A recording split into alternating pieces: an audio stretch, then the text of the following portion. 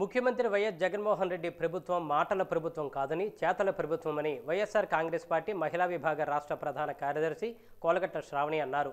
ఈరోజు పట్టణంలోని 10వ డివిజన్ పార్టీ ముఖ్య నాయకులు కార్యకర్తలు విస్తృత స్థాయి సమావేశంలో ఆమె మాట్లాడారు.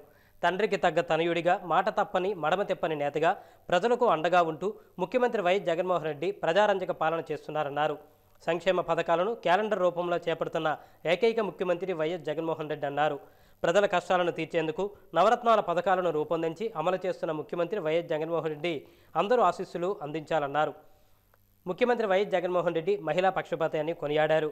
అన్ని వయసుల వారికి ఏదో ఒక రూపంలో పథకాలను అందిస్తూ ప్రజా సంక్షేమ పాలన రథసారథిగా ముఖ్యమంత్రి వైఎస్ జగన్మోహన్ రెడ్డి అవినీతి లేని పాలన అందిస్తున్నారన్నారు. విజయనగరం నియోజకవర్గ శాసనసభ్యులు కోలగట్ల వీరభద్రస్వామి పదవి చేపట్టిన తరువాత నియోజకవర్గం అంతా కలిగి తిరుగుతూ ప్రజా సమస్యలు తెలుసుకొని మౌలిక వసతుల కల్పనకు కృషి చేస్తున్నారన్నారు. గత తెలుగుదేశం ప్రభుత్వ హయాంలో 5 రోజులకు ఒకసారి ప్రజలకు మంచినీరు అందితే శాసనసభ్యునిగా కోలగట్ల వీరభద్రస్వామి పదవి బాధ్యతలు చేపట్టిన తర్వాత ప్రజలకు మౌలిక వసతుల కల్పన దిశగా పనిచేస్తూ పట్టణ ప్రజలకు రోజు విడిచి రోజు మంచినీరు అందేలా కృషి చేశారన్నారు. 10వ డివిజన్ పార్టీ అధ్యక్షుడు నాయని మహేష్ అధ్యక్షతన జరిగిన ఈ సమావేశంలో జోనల్ ఇన్ఛార్జ్ మరియు వైఎస్ఆర్ కాంగ్రెస్ పార్టీ యువజన విభాగ జిల్లా అధ్యక్షుడు Sangamareddy Bangaranaidu, AMC vice chairman Reddy Gurumurthy, zonal incharge మరియు పార్టీ జిల్లా సేవాదళ అధ్యక్షుడు మారం బాలబ్రహ్మారెడ్డి, 10వ డివిజన్ పార్టీ పోటీ అభ్యర్థి నాయని పద్మ తదితరులు పాల్గొన్నారు. మన జగనన్న ప్రభుత్వం చాలా ఏ ప్రదేశాలకు వచ్చి మనకి అన్ని పథకాలు మీకు ఆల్రెడీ ఒక్కొక్కటి ఒక్కొక్క పథకం ఏదో వచ్చే ఉంటుంది. ఆ పథకాలన్నీ మీకు తెలుసు. అలాగే మరిన్ని పథకాలు మనకి రావాలంటే మన జగనన్న మరో 15 సంవత్సరాలు ముఖ్యమంత్రిగా ఉండాలి. దానికి మీ అందరూ కృషి చేయాలి. అలాగే మా వంతు కృషి కూడా మేము చేస్తున్నాం. కాబట్టి ఈ అవకాశం నాకు ఇచ్చిన మీ అందరికీ హృదయపూర్వక ధన్యవాదాలు తెలుపుకుంటున్నాం. చేతుల్లో ఒక ఆయుధం ఉంటది, ఓటు హక్కు. మరి ఎలా ఈ చిన్న మనం జస్ట్ ఇలా నొక్కితే చాలు అది ఎలా ఆయుధంగా మారింది అని ఒక్కసారి ఆలోచన చేస్తే, మరి ఈ రోజు మన చేతిలో ఉన్న ఒక్క ఈ హక్కు మాత్రమే రేపు మన పిల్లల భవిష్యత్తుని వాళ్ళ తలరాతల్ని మారుస్తుంది. అవునా కాదా? ఈ రోజు మనకున్న ఈ చిన్న హక్కుని మనం ఉపయోగించుకుంటే మన రాష్ట్రం మొత్తం, మన రాష్ట్రంలో ఉన్న అవినీతి అంతా ఎండ్ అయిపోయి ఒక మంచి స్థానానికి చేరుతుంది. తండ్రి బాటలో నడుస్తూ తండ్రి యొక్క గౌరవాన్ని కాపాడుకునేందుకు మరి అదే బాటలో నడుస్తూ మరి నేడు అధికారంలోకి రాకముందు ఒక చిన్న మేనిఫెస్టో, ఒక అరచేతిలో సరిపోయినంత మేనిఫెస్టోని ఇస్తూ అధికారంలోకి వచ్చిన తర్వాత పలానా రోజున పలానా పథకాన్ని అమల్లోకి తీసుకువస్తున్న చెప్పిన ఏకైక నాయకులు మన ముఖ్యమంత్రి జగన్మోహన్ రెడ్డి గారు. చోట్ల లైట్లు వచ్చాయి, రోడ్లు వచ్చాయి, ట్రైన్లు, కాలువలు, బోర్లు, ఇలా లెక్కలేనివన్నీ మన విజయనగరం మొత్తానికి కొత్తగా పుట్టుకొచ్చాయి. మరి ఇవన్నీ ఎలా వచ్చాయి? గత ప్రభుత్వంలో లేనివి నేడు మన జగన్మోహన్ రెడ్డి గారి యొక్క ప్రభుత్వంలో ఎలా వచ్చాయి అని ఒక్కసారి ఆలోచన చేస్తే, మరి ఈనాటి ప్రభుత్వం మాటల ప్రభుత్వం కాదు, చేతల ప్రభుత్వం. ఒక ఆడబిడ్డకి అండగా దండగా నించుంటున్న మా జగనన్న మా అందరి కోసం ఉన్నాడని ఒక నమ్మకాన్ని ప్రతి ఒక్క గుండెలో, ప్రతి ఒక్క కుటుంబంలో నేడు కనిపిస్తుంది.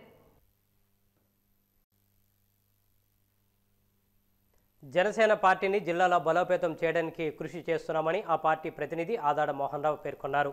పట్టణంలోని ఆర్టీసీ కాంప్లెక్స్ వద్ద జనసేన పార్టీ క్రియాశీల సభ్యత్వ నమోదు కార్యక్రమాన్ని ఈరోజు నిర్వహించారు. ఈ సందర్భంగా ఆయన మాట్లాడుతూ జనసేన అధినేత పవన్ కళ్యాణ్ ఆదేశాల మేరకు కార్యకర్తలందరికీ బీమా సౌకర్యం కల్పిస్తున్నామన్నారు. పవన్ ఆశయాలను ప్రజల్లోకి తీసుకుని వెళ్తున్నామని స్పష్టం చేశారు. జనసేన క్రియాశీలక సభ్యత్వాలు చాలా చురుగ్గా సాగుతున్నాయన్నారు. ప్రజల సంక్షేమం కోసం జనసేన పార్టీ పనిచేస్తుందని తెలియజేశారు. పార్టీ కార్యకర్తలకు ప్రమాదవశాత్తు ఏదైనా జరిగితే బీమా సౌకర్యం ఉండేలా పవన్ కళ్యాణ్ ఈ నిర్ణయం తీసుకున్నారని తెలియజేశారు. ఈ కార్యక్రమానికి మరో జనసేన ప్రతినిధి త్యాడ రామకృష్ణ తదితరులు పాల్గొన్నారు.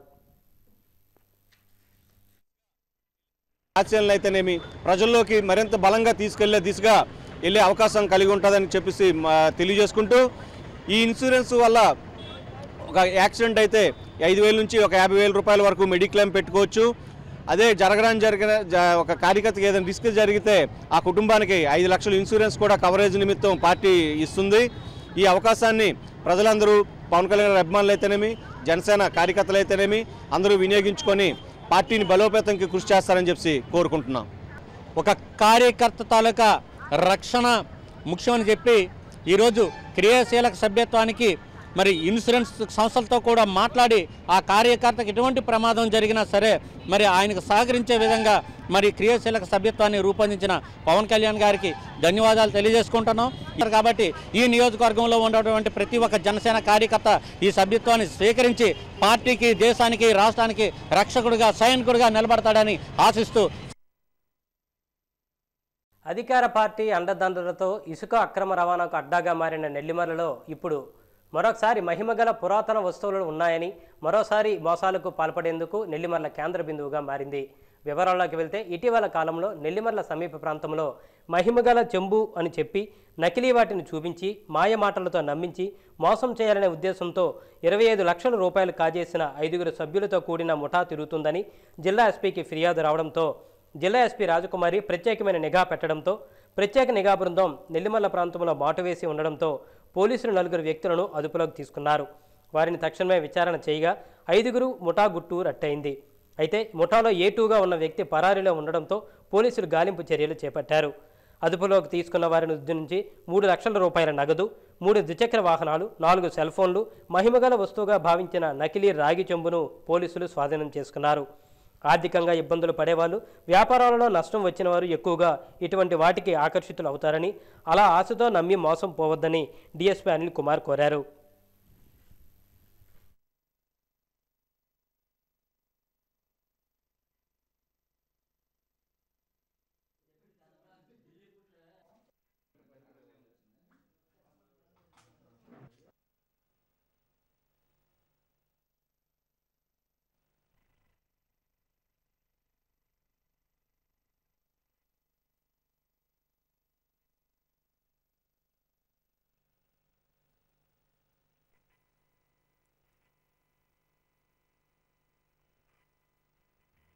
తేదీన మన మహిమగల చెంబు అని దానికి అమ్మడానికి చూశారు కొంతమంది వ్యక్తులు, ఒక 4 ముద్దాయిలు.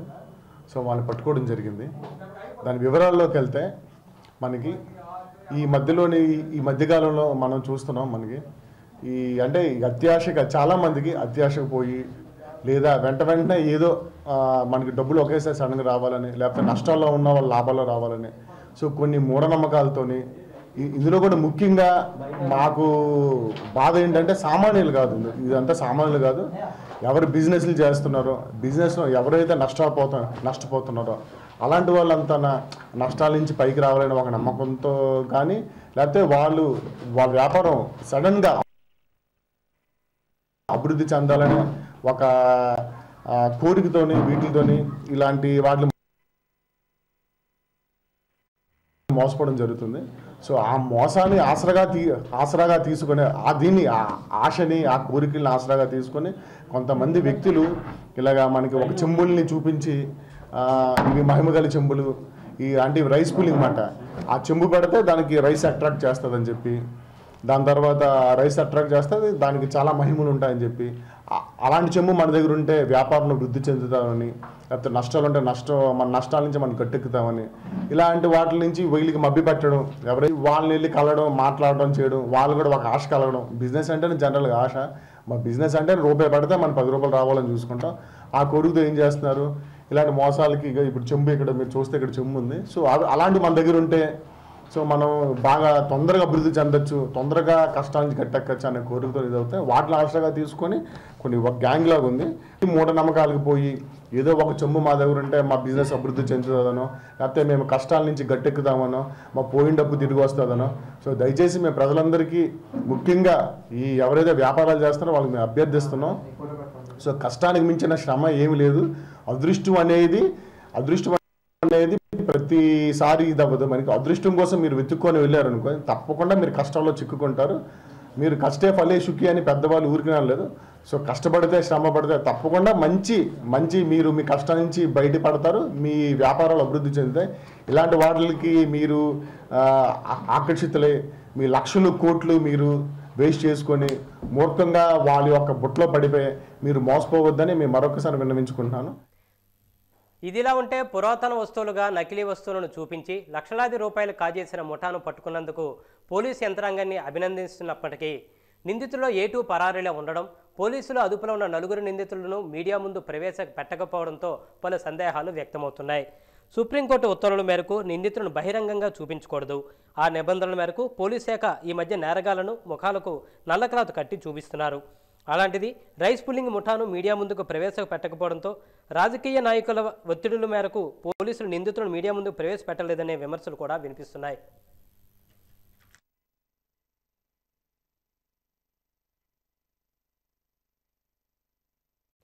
ప్రతి ఒక్కరూ మొక్కలు నాటి పర్యావరణ పరిరక్షణకు కృషి చేయాలని సమాచార శాఖ కమిషనర్ ఆర్ శ్రీనివాసరావు పిలుపునిచ్చారు.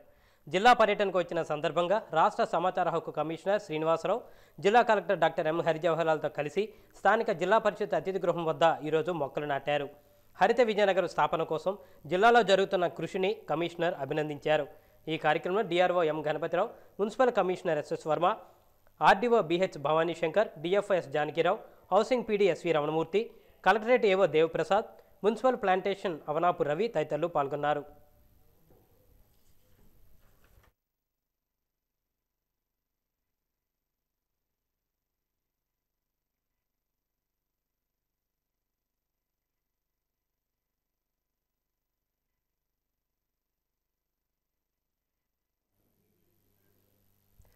రాష్ట్ర ప్రభుత్వం పట్టణ ప్రాంతాల్లో ప్రజలపై భారాలు మోపుతూ ఆస్తి పన్ను పెంచింది. ఇప్పటికే నీటి పన్ను వేస్తూ 196 జీవో, డ్రైనేజ్ పన్ను వేస్తూ 197 జీవోలను విడుదల చేసింది. వెంటనే వీటిని రద్దు చేయాలని పట్టణ పౌర సంక్షేమ సంఘ జిల్లా కార్యదర్శి రెడ్డి శంకర్రావు డిమాండ్ చేశారు. ఇప్పటికే ఆస్తి పన్ను పెంపుకు సంబంధించి అభ్యంతరాలను కూడా పెట్టామని, షెడ్యూల్ కూడా జనవరి మొదటి వారంలో విడుదల చేస్తున్నారు. ఈ నేపథ్యంలో మున్సిపల్ ఆఫీస్ వద్ద నిరసన తెలియపరిచి మేనేజర్కి వినతిపత్రం సమర్పించారు. మున్సిపల్ ఆఫీస్ వద్ద నిరసన కార్యక్రమాన్ని ఉద్దేశించి ఆయన మాట్లాడుతూ పట్టణ ప్రాంతాల్లో ప్రజలపై భారాలు, ఆస్తి పన్ను రద్దయ్యే వరకు పీపీఎస్ఎస్ తరపున ఉద్యమిస్తామని తెలిపారు. ఈ కార్యక్రమంలో పి రమణమ్మ, పట్టణ నాయకులు బి రమణ, వి రామచంద్రరావు తదితరులు పాల్గొన్నారు.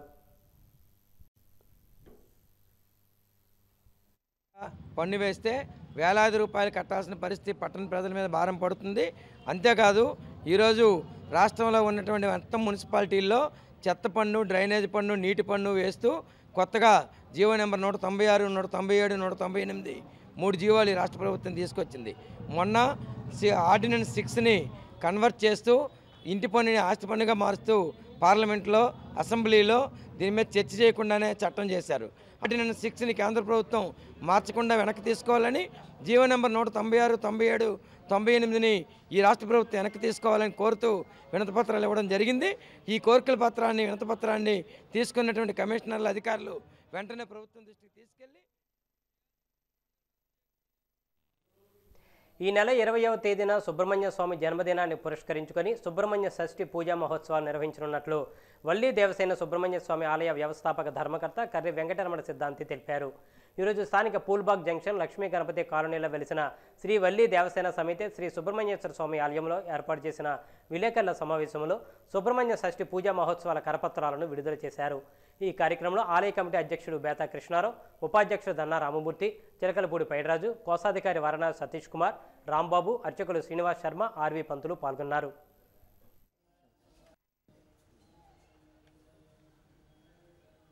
ఈ నెల 24వ తారీఖు లక్షవారం శ్రీ వల్లి దేవసేన సుబ్రహ్మణ్య స్వామి వారి కళ్యాణం అతి వైభవంగా 4 గంటలకు జరుగుతుంది. ఈ కళ్యాణ కార్యక్రమంలో భక్తులు ఎంతోమంది గతంలో పాల్గొని విశేషమైన ఫలితాలు పొందారు.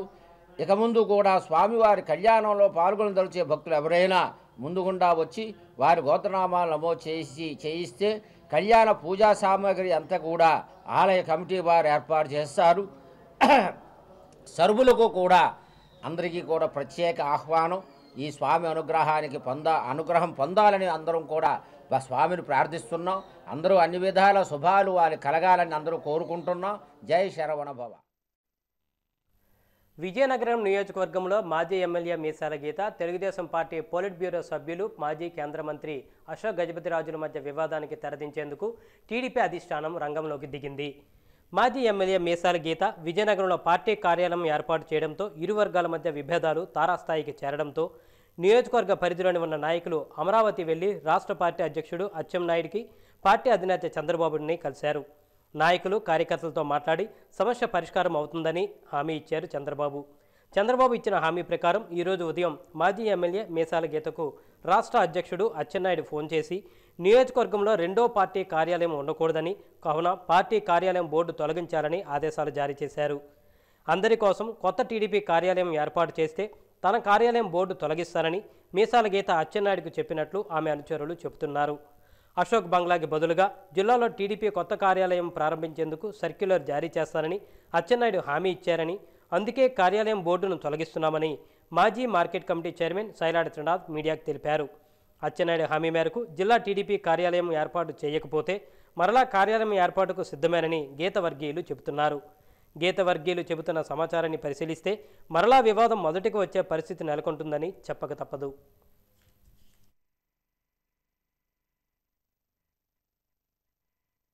తెలుగుదేశం పార్టీ అధ్యక్షులు శ్రీ అచ్చెన్నాయుడు గారు, అలాగే జాతీయ పార్టీ అధ్యక్షులు చంద్రబాబు నాయుడు గారు వారి యొక్క ఆలోచనల మేరకు, వారు ఇచ్చిన హామీ మేరకు విజయనగరంలో మీసాల గీత గారు ఏర్పాటు చేసిన తెలుగుదేశం పార్టీ కార్యాలయం తాలూకా ఫ్లెక్సీ అంటే బోర్డు తొలగించమని ఓ 2-3 రోజుల్లో విజయనగరంలో ఉన్న జిల్లాలో ఉన్న ప్రజలందరికీ కూడా అనుకూలమైన పార్టీ ఆఫీస్ అన్నది వస్తుంది, మీరేం జాగ్రత్త పడక్కర్లేదు, అది 2-3 రోజులు మేము సెటరేట్ చేస్తాము, మా ఎందుకు గౌరవించి మీరు పెట్టిన ఫ్లెక్సీని తీసేయండి అని చెప్పడం జరిగింది. అందులో భాగంగానే అది కూడా గీత గారితో మాట్లాడడం జరిగింది. మరి గీత గారు బెంగళూరులో ఉండడం వల్ల ఇదే విషయాన్ని మన సోదరులు ఎవరైనా అడిగితే చెప్పండి అని ఆవిడ చెప్పడం జరిగింది. మేమే స్వయంగా ఫ్లెక్సీని తొలగించడం అనేది జరిగింది. కార్యక్రమాలు అయితే ఇక్కడి నుంచి జరుగుతాయి, ఎందుకంటే మాకు కావాల్సింది ఏంటంటే పార్టీ ఇంట్రెస్ట్ అందరికీ అందుబాటులో ఉండాలి. ఇంత క్యాడర్ ఉండి ఇంతమంది కార్యకర్తలు ఉండి ఏదో పోగొట్టుకున్నట్టు నిర్లిప్తగా విజయనగర రాజకీయాలు నడుస్తున్నాయనే ఉద్దేశంతో గీత గారు పార్టీ పెట్టడం అయితే జరిగింది. అధిష్టానం తప్పకుండా అదంతా మేము గౌరవించి సెటరేట్ చేస్తాము, సగం మీకు గౌరవంగా ఉండేటట్టు ఏర్పాట్లు చేస్తాము అంచేది మా ఎందుకు కొంచెం మేము ఎందుకు చెప్తున్నామంటే పార్టీ ఐక్యత ప్రధానం అని చెప్పి ఫ్లెక్సీని తీయమంటే తీసాం. సేవే పరమార్థంగా భావిస్తూ విజయనగర ప్రజలకు, పాఠశాల విద్యార్థులకు పలు సేవా కార్యక్రమాలను golden heritage of Vizianagaram charitable foundation నిర్వహిస్తుంది. 100 ఏళ్ల చరిత్ర కలిగిన మహారాజా సంస్కృత కళాశాల విద్యార్థులకు త్రాగునీరు కోసం ఆర్వో వాటర్ ప్లాంట్ను ఈ సంస్థ ఈరోజు కళాశాల ప్రాంగణంలో ఏర్పాటు చేసింది. ఈ సందర్భంగా సంస్కృత కళాశాల ప్రిన్సిపల్ పి స్వప్న హైందవి మాట్లాడుతూ తమ కళాశాలకు వాటర్ ప్లాంట్ ఏర్పాటు చేయడం ఎంతో హర్షించదగ్గ విషయమన్నారు. మరిన్ని సేవా కార్యక్రమాలు చేసి సంస్థ మరింత ఎత్తుకు ఎదగాలని ఆకాంక్షించారు.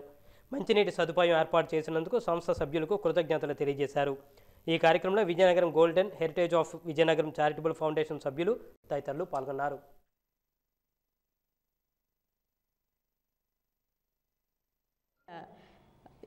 మొత్తంలో చాలా కార్యక్రమాలు చేసాం, మాస్కులు, కొన్ని పంపిణీ కార్యక్రమాలు అవన్నీ చేసాం. కానీ ఇప్పుడు మొదటిసారిగా ఈ సంవత్సరంలో ఆఖరి కార్యక్రమంగా మన విజయనగరం మహారాజా సంస్కృత కళాశాలలో ఒక ఆర్వో ప్లాంట్ ఇక్కడ పెట్టడం జరుగుతోంది మా సంస్థ తరఫున. దీనికి విరాళాలు ఇచ్చినటువంటి వారందరూ కూడా మా సంస్థ సభ్యులు, వారందరికీ కూడా కృతజ్ఞతలు తెలియజేస్తున్నాము.